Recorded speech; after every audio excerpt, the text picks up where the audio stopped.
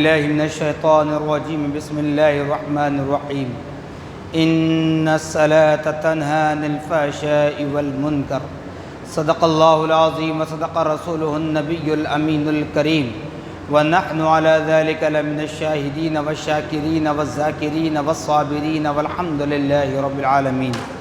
قال الله تبارك وتعالى في شأن حبيبه المصطفى ورسوله المجتبى صلى الله تعالى عليه وسلم إن الله وملائكته يصلون على النبي يا أيها الذين آمنوا صلوا عليه وسلموا تسليما اللهم صل على سيدنا شفيعنا مولانا محمد كما تحب وترضى بأن تصلي عليه صلی اللہ تعالی علیہ وسلم.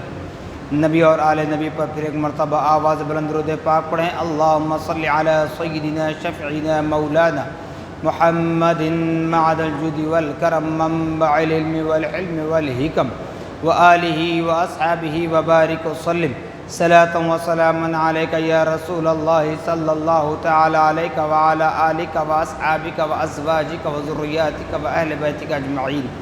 سبحان ربک رب العزت عما یصفون وسلام علی المرسلین والحمد للہ رب العالمین. الحمدللہ تمام تعریفیں اس ذات اقدس کے لیے ہیں جو سارے عالموں کا پروردگار ہے، جس نے ساری کائنات کو پیدا فرمایا، ساری کائنات کو روزی دے رہا ہے، میدان محشر کا مالک و مختار ہے. یقیناً اس خدا رب ذوالجلال کا بڑا ہی شکر احسان عظیم ہے کہ اللہ رب العالمین نے ہم اور آپ کو اپنے نبی مکرم رسول محتشم صاحب لولاک باعث تخلیق کائنات فقر موجودات حضور تاجدار مدینہ حضرت محمد مصطفیٰ احمد مجتبیٰ صلی اللہ تعالی علیہ وسلم کی امت بابرکت میں پیدا ہونے کا اعزاز بخشا. معزز سامعین محترم، قرآن مقدس جو اللہ رب العالمین کا آخری کلام ہے، اللہ پاک نے اپنے آخری نبی محبوب نبی محمد الرسول اللہ صلی اللہ تعالی علیہ وسلم پر نازل فرمایا، اور یہ وہ قرآن پاک ہے جس کے آغاز میں ابتدا میں خود قرآن بتا رہا ہے ذالک الکتاب لا ریب فیہ، کہ یہ وہ کتاب ہے جس میں کسی قسم کی شک و شبے کی گنجائش نہیں ہے. کسی اعتبار سے کسی زمانے میں کسی وقت کسی بھی حالت میں قرآن مقدس میں نہ تو شک و شبے کی گنجائش ہے، نہ تو قرآن مقدس کے برابر دنیا بھر میں روز اول سے اب تک اور قیامت تک کوئی کتاب اس کے مقابلے میں آ نہیں سکتی. اللہ پاک نے قرآن مقدس کے ذریعے دنیا کے سارے نظام کو بتلا دیا. اب بات اور ہے کہ مسلمان قرآن کو پڑھتے ہیں صرف رمضان کے موقع پر، عیدین کے موقع پر، یا پھر جمعہ کا دن. اس طرح ہم نے فیشن بنا لیا. لیکن قرآن کو پڑھ کر قرآن کو سمجھنے کی ہمیں کوشش کرنا ہے کہ قرآن ہمیں کیا بتا رہا ہے. جیسے فتنوں کا دور ہے، معصوموں کو، نوجوانوں کو، چاہے عقیدے کے معاملے میں ہو، چاہے دین اسلام کے معاملے میں، بہکانے کی سازش رچائی جا رہی ہے، اور یہ پوچھا جا رہا ہے کہ قرآن میں ہے کیا. تو صاحبو، ہمیں ضرورت ہے قرآن کو سمجھنے کی کہ قرآن پاک اللہ رب العالمین آخری کلام کیوں فرمایا، اٹل فیصلہ کیوں فرمایا. توریت، زبور، انجیل اس سے پہلے آئی تھیں، ان کتابوں کو اللہ پاک نے آسمان پر اٹھا لیا، پھر قرآن کو لایا. تو قرآن کا حکم کل صبح قیامت تک چلتا رہے گا، اور میدان محشر میں بھی اسی قرآن پاک کا حکم چلے گا. اور یہ وہی قرآن پاک ہے جو مومنین کے لیے ہدایت ہے، راستہ بتانے والی کتاب ہے، جو مسلمان کو ایک کامل مومن بناتی ہے، بشرطے کہ ہم قرآن کو پڑھیں اور اس کو سمجھنے کی کوشش کریں۔ کیونکہ عام طور پر ہم جو قرآن پڑھتے ہیں صرف عربی ٹیکسٹ پڑھتے ہیں، لیکن اس کو سمجھنے کی ہم کوشش نہیں کرتے۔ قرآن پاک میں جتنی آیتیں ہیں، کوئی آیت بے معنی بے مقصد نازل نہیں کی گئی۔ ایسے نہیں کہ انبیاء علیہ السلام اجمعین کے واقعات کو بتلایا جائے، پچھلے انبیاء و رسول کی قوموں کے اوپر جو اللہ کا قہر، اللہ کا عذاب نازل ہوا، اس کو بیان کیا جائے۔ صرف اتنا نہیں ہے، بلکہ اگر ہم قرآن کو پڑھ کر سمجھنے کی کوشش کریں گے تو معلوم ہوگا خدائے رب العالمین کی وحدانیت کیا ہے، خدائے رب العالمین اکیلا کیسے ہے، بے عیب کیسے ہے، پیارے آقا صلی اللہ علیہ وسلم کی رسالت کیا ہے، دین اسلام کیا ہے، اور دنیا میں جتنے مذاہب، جتنے کلچر جنم لیے ہوئے ہیں اور جنم لیتے رہیں گے، ان تمام کے متعلق اس قرآن مقدس کے اندر جمع کیا گیا۔ شرط ہے کہ ہم سمجھیں۔ تو جیسے میں نے گزشتہ جمعہ کہا، اور یہ بات تو میں اکثر ہمیشہ ہر جگہ کہتا ہوں جہاں مجھے موقع ملتا ہے، اسلام کے نام پر قرآن کی بے حرمتی، مساجد، مدارس، خانقاہیں، درگاہیں، جتنے بھی اسلامی کام انجام دینے والے ادارے ہیں، ان پر اگر انگلیاں اٹھتی ہیں تو اس کا ذمہ دار مسلمان ہے، ذمہ دار مسلمان ہے، کوئی اور نہیں ہے۔ کسی دشمن طاقت میں اتنی جسارت نہیں کہ وہ مومن پر، دین اسلام پر، اسلامی احکامات پر انگلی اٹھا سکے۔ جیسے گزشتہ جمعہ میں نے کہا کہ مسلمان لڑکیاں مرتد ہو رہی ہیں، کیوں ہو رہی ہیں؟ اس کے ذمہ دار کون ہے؟ ہم ہی تو ہیں، کیونکہ ہماری بہن ہے، وہ کسی کی بیٹی ہے جی، تو ان غریب لڑکیوں کے لیے کیوں ہم سہارا بننا نہیں چاہتے؟ ہم کیا سمجھ کر زندگی گزار رہے ہیں؟ اسی لیے قرآن کہہ رہا ہے، لوگوں، روزہ رمضان آنے پر فرض ہے، سال میں ایک مرتبہ۔ زکوٰۃ مال کے جمع ہونے پر، ایک سال گزرنے پر فرض ہے۔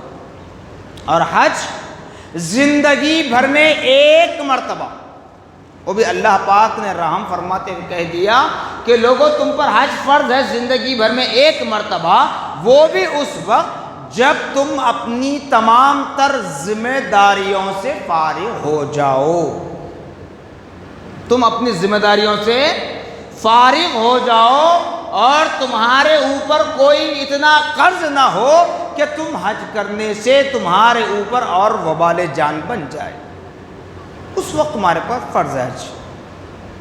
لیکن انہی فرائض میں، انہی بنیادی ارکان میں ایک رکن جو ہمیں اللہ اس کے رسول نے حکم دیا کہ روزانہ 5 وقت تمہیں نماز ادا کرنی ہے۔ نماز کیا ہے؟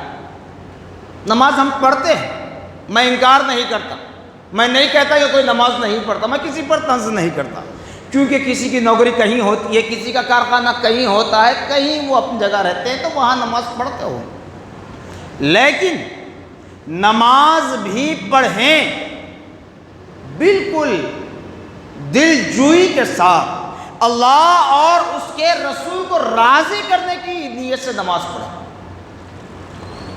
کیونکہ نماز ایک ایسی عبادت ہے جو بندہ مومن کو خدا کے قریب کر دیتی ہے۔ قرآن کیا فرما رہا ہے؟ اقیموا الصلاۃ وآتوا الزکاۃ، تو بارہ آپ نے سن لیا، نماز قائم کرو اور زکوٰۃ دو۔ لیکن ایک جگہ اللہ تعالی رب العالمین نے فرما رہا ہے ان الصلاۃ تنہا عن الفحشاء والمنکر،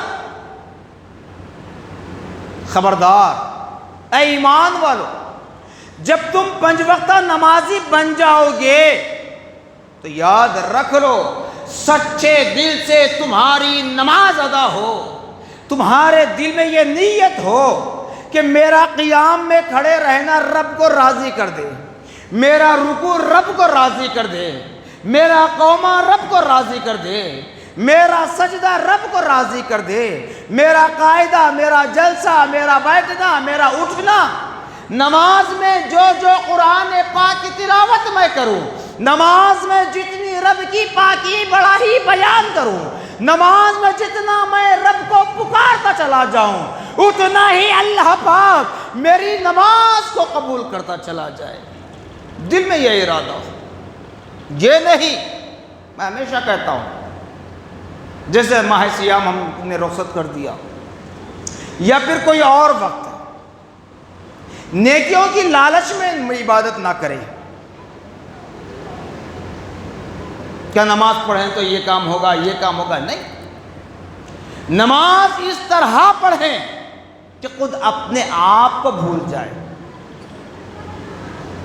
غالباً شاعر مشرق علامہ اقبال نے کہا تھا، یا رب یہ کیسے مسلمان ہیں، یا رب یہ کیسے مسلمان ہیں جو دین کی حقیقت بھول گئے، کلمات زبانی یاد ہے، کلمے کی حقیقت بھول گئے۔ مطلب یہ ہم نماز میں کھڑے ہو رہے ہیں، نیت کیا باندھ رہے ہیں؟ نماز کی نیت پڑھنے کے بعد کہہ رہے ہیں مولا میں فلاں نماز، اب جیسے جمعہ کی نماز میں پڑھنی ہے، جمعہ کی 2 رکعت فرض نماز پڑھتا ہوں خاص اللہ تعالیٰ کے لیے، منہ میرا کعبہ شریف کی طرف تابعی باندھ۔ یہ کہنے کے بعد جب تکبیر تحریمہ کے لیے ہاتھ اٹھاتے ہیں تو یہ ہاتھ اٹھانا کس بات کی علامت ہے؟ کبھی سوچا ہم نے؟ بس نماز کا طریقہ ہم کو بتلا دیا گیا، تکبیر تحریمہ کے لیے ہاتھ اٹھانا ہے۔ کیوں ہاتھ اٹھانا ہے؟ جب نماز پڑھنی ہے، ہاتھ باندھ رہے ہیں ادب کے خاطر ہے، جھک رہے ہیں ادب کے خاطر ہے، سجدہ ریز ہو رہے ہیں یہ ادب ہے، لیکن یہ ہاتھ اٹھانا یہ کیا ہے؟ کبھی سوچا، کبھی غور کیا ہم نے؟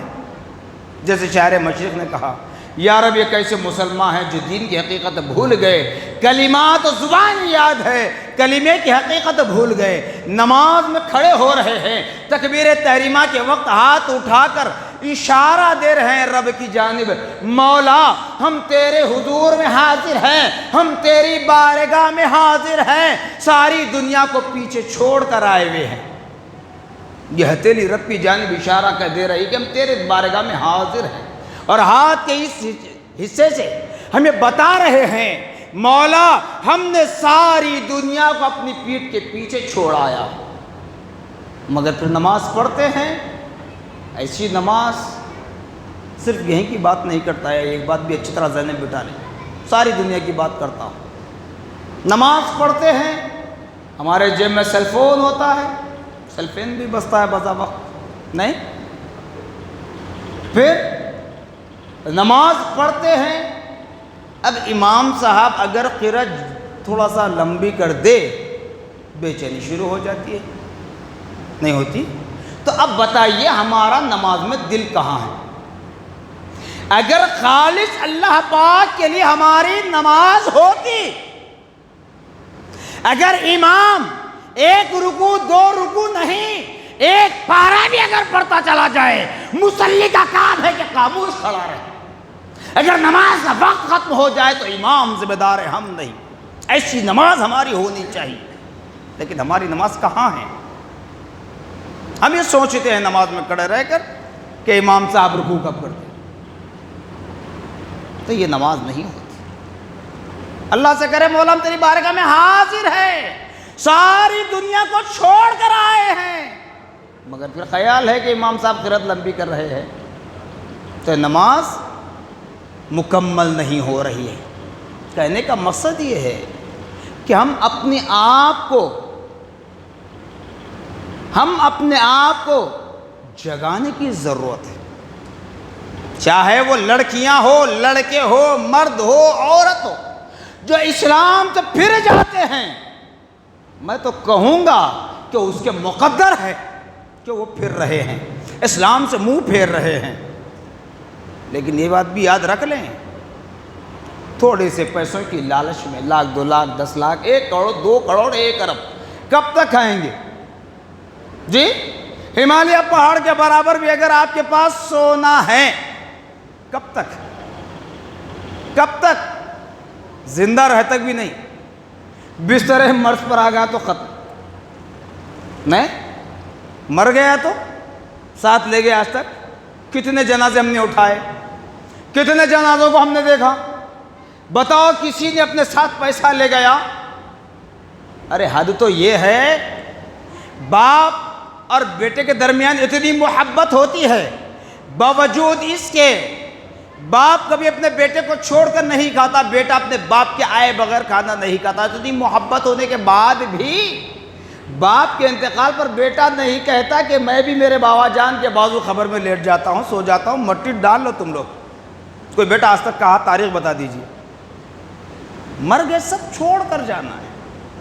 تو اسی لیے اپنے آپ کو جگائیے، اللہ نے ہمیں جن چیزوں سے نوازا اس کے ذریعے لوگوں کی ہیلپ کیجیے۔ ارے مرتد ہو رہے ہیں، کیوں ہو رہے ہیں؟ مطلب یہی ہے کہ آج تک ہم نے اسلام کو نہیں سمجھا، آج تک ہم نے نماز کو نہیں سمجھا، آج تک ہم نے مسلمان کے جنازے کو جو دفنایا جاتا ہے اس کے مقصد کو ہم نے نہیں سمجھا، اس لیے ہم اسلام سے منہ پھیرتے چلے جا رہے ہیں۔ اگر اسلام کو سمجھتے ہوتے، نماز کو حقیقت میں نماز جان کر پڑھتے، نماز خالص اللہ کی رضا کے لیے پڑھتے اور اپنے دنیا کے سارے کام کاج کو خدا پر چھوڑ دیتے تو کوئی مرتد نہیں ہوتا۔ مرتد وہی ہوگا، چاہے جینٹس ہو لیڈیز، کسی ریاست میں کسی ملک میں، مرتد وہی ہوگا، اسلام سے وہی منہ پھیرے گا جس کو خدا کی ذات پر بھروسہ نہیں ہے، جس کو قیامت کے دن کا یقین نہیں ہے، وہی ارتداد میں چلا جاتا ہے، وہی اسلام سے منہ پھیر لیتا ہے۔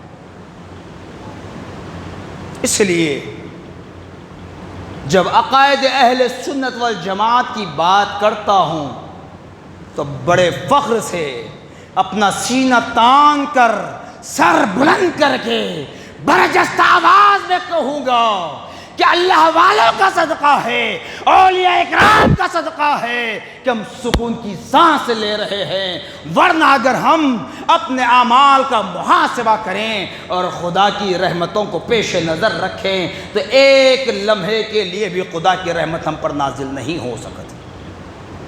ہم نے ابھی تک نماز کو نہیں سمجھا، ہم نے اپنی زندگی کو نہیں سمجھا، ابھی رفتہ رفتہ اسلام کے ہر کام میں خلل ہوتا چلا جا رہا ہے، بہت کم ہو گیا ہے۔ ہوتا کیا تھا؟ جب بچے پیدا ہوتے سیدھے کان میں اذان، بائیں کان میں اقامت دی جاتی تھی، آج کہاں ہے؟ بہت کم ہو چکا ہے، بہت کم ہو چکا ہے۔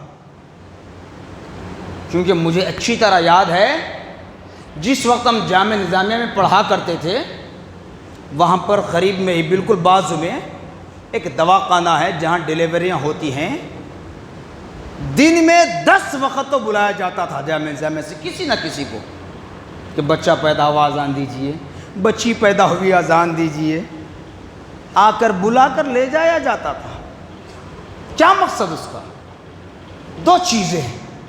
دو چیزیں ہیں، ایک اس بچے کے کان میں، اس نو مولود کے کچے گوشت پر، کچے لوتھڑے پر اللہ اس کے رسول کا نام ثبت ہو جاتا تھا اذان اور اقامت کے ذریعے،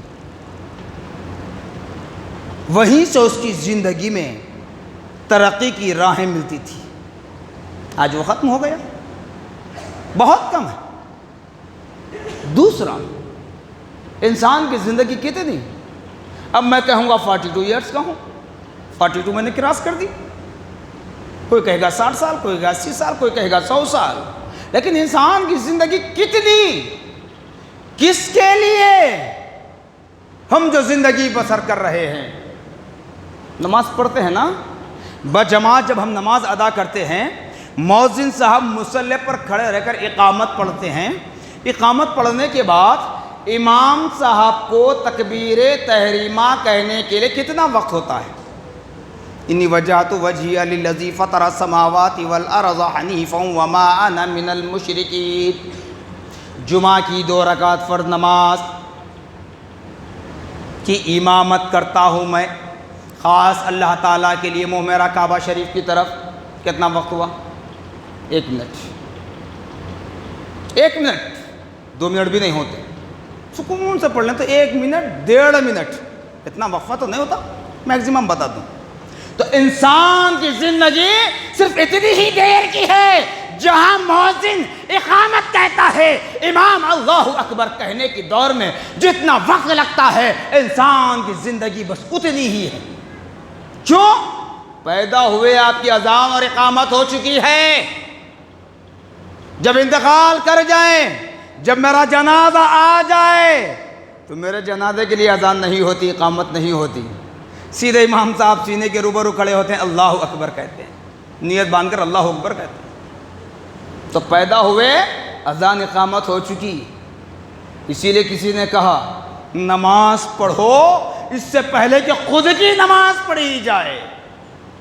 جب نماز دل جوئی کے ساتھ پڑھیں گے، اللہ کو راضی کرنے کے لیے پڑھیں گے، حضور پاک صلی اللہ علیہ وسلم کی رضا و خوشنودی حاصل کرنے کے لیے پڑھیں گے تو اللہ آپ ہر گناہ سے پاک رہیں گے، ہر گناہ سے پاک رہیں گے۔ اسلام سے پھرنا تو بہت دور ہے، ہر گناہ سے پاک رہیں گے۔ اب میری نماز کتنی قبول ہوئی میں بھی نہیں کہہ سکتا، کوئی نہیں بتا سکتا۔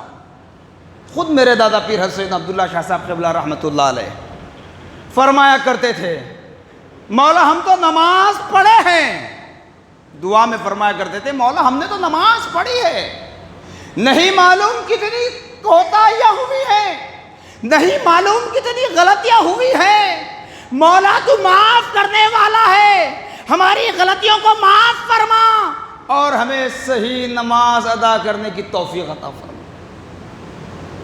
جبکہ بڑے محدث گزرے ہیں، یہ صرف ہندوستان نہیں، ذرا علمی دنیا میں نکلیں، جہاں حدیث کی بات ہوتی ہے وہ اہل علم جانتے ہیں وہ ذات کیا ہے، عبداللہ شاہ صاحب اللہ رحمۃ اللہ علیہ۔ چونکہ ہر چیز ہمیں آسانی سے ملی ہے اس لیے ہمیں اس کی پرواہ نہیں ہوتی۔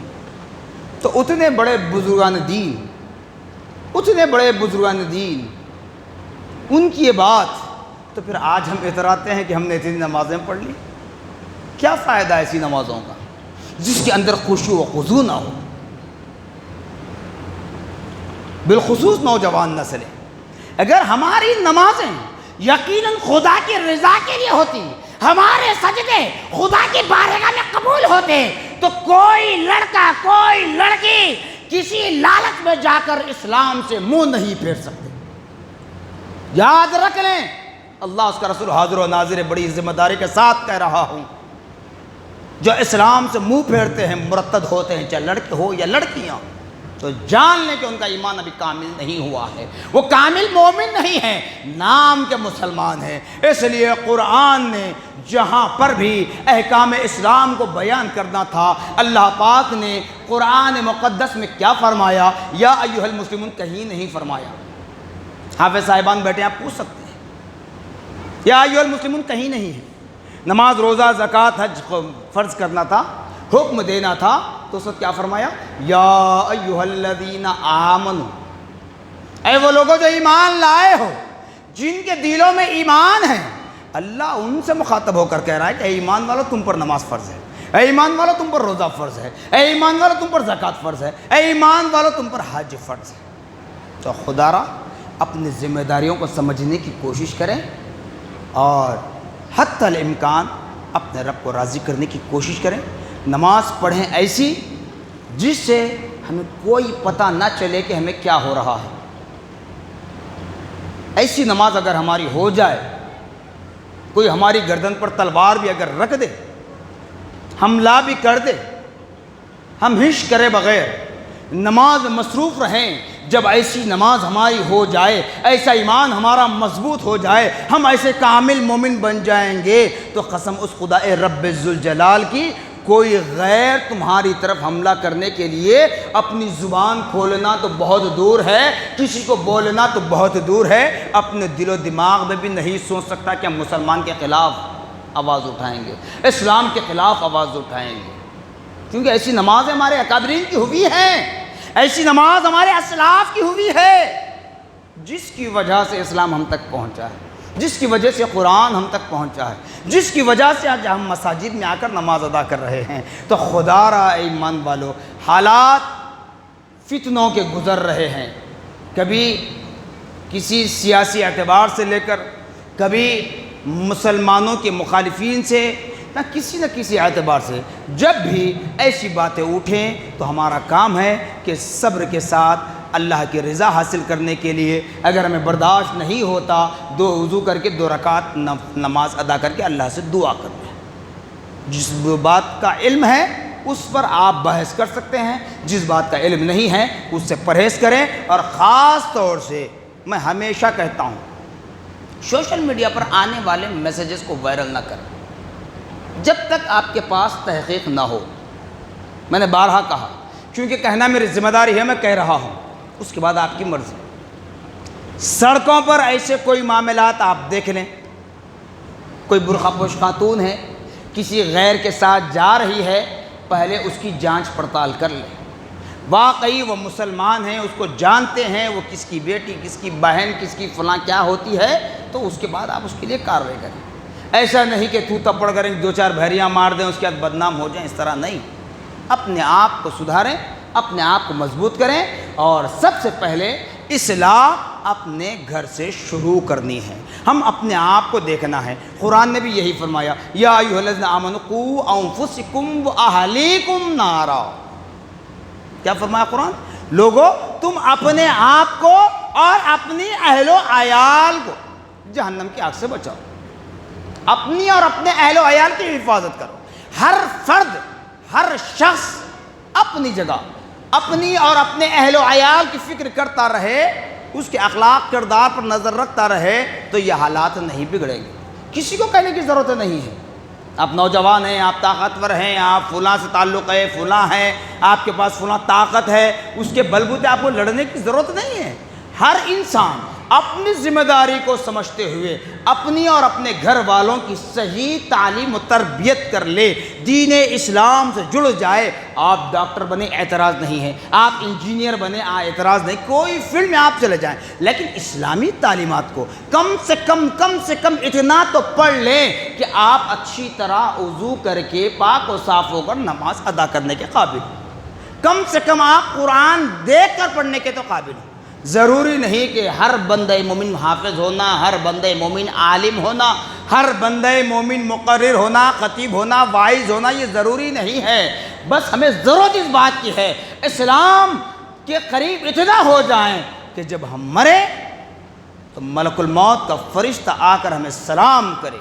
یہ خواہش اگر کسی کے دل میں پیدا ہو کہ جس طرح اللہ والوں کی بارگاہ میں ملک الموت کا فرشتہ آتا ہے تو سلام کرتا ہے، اس طرح ملک الموت کا فرشتہ بھی تمہیں سلام کرے، یہ خواہش اگر رکھتے ہو تو اپنے رب کی رضا کے لیے اعمال صالحہ کرنے کی فکر کرو. اپنے اہل و عیال کو اسلامی تعلیم و تربیت سے جوڑے رکھو.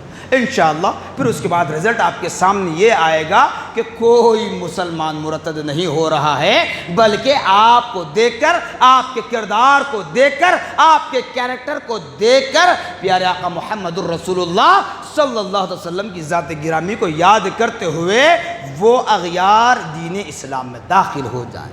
انشاءاللہ وہ دن دور نہیں ہے اگر ہم ایک جٹ ہو جائیں، اس طرح اپنے رب کو راضی کرنے کی کوشش کریں. جزاکم اللہ خیرا جزا، وآخر دعوانا الحمدللہ رب العالمین. سنت